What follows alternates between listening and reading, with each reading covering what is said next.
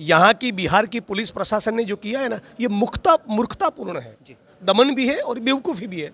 आप क्या राहुल गांधी को रोक लेंगे, कांग्रेस पार्टी को रोक लेंगे, अम्बेडकराइट मूवमेंट के साथियों को रोक लेंगे? नहीं होगा इंटरेक्शन। यहाँ से मैं पटना के अम्बेडकर छात्रावास में चला जाऊंगा, आज नहीं तो कल जाऊंगा, तो क्या उखाड़ लेंगे बताइए?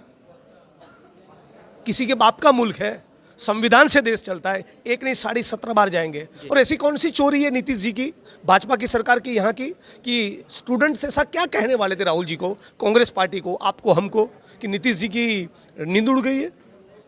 लेकिन यदि यहाँ पर सब सही हो रहा है, दलित स्टूडेंट्स को उनका हक और अधिकार मिल रहा है, अम्बेडकर छात्रावास की कंडीशंस ठीक ठाक है, यदि वहाँ पर बेसिक फैसिलिटीज़ है, अच्छी क्वालिटी के वहाँ पर टॉयलेट्स और बाथरूम्स है, अच्छा खाना मिल रहा है, स्टूडेंट्स के सपने साकार होने वाले हैं, उनको रोजगार मिलने वाला है, आरक्षण ठीक से लागू होने वाला है, एग्जाम्स का कोई पेपर लीक नहीं होने वाला है, तो क्या डर है नीतीश जी को?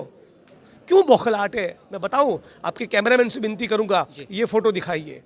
इस तस्वीर से डर है, बाबा साहब भीमराव अम्बेडकर की तस्वीर, इस तस्वीर से डर है।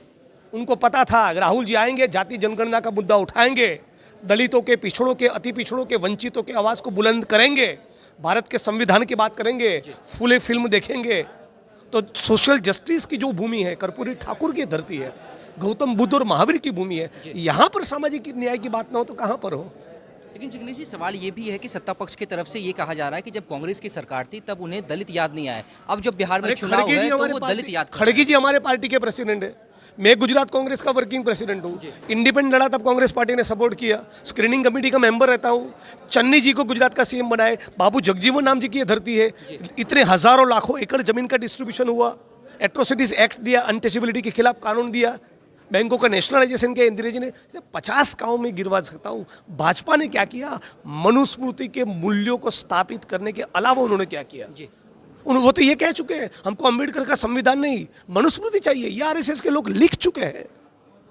और इसीलिए आपके माध्यम से कहना चाहता हूँ, बीजेपी, नरेंद्र मोदी और आरएसएस सबसे ज्यादा किसी नेता को नफरत करते हैं, वो डॉक्टर भीमराव बाबा साहब अम्बेडकर।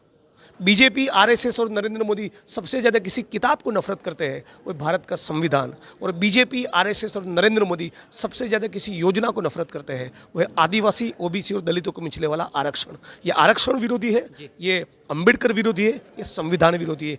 इनके खिलाफ बिहार के कोने कोने में लड़ाई होगी, इंकलाब होगा।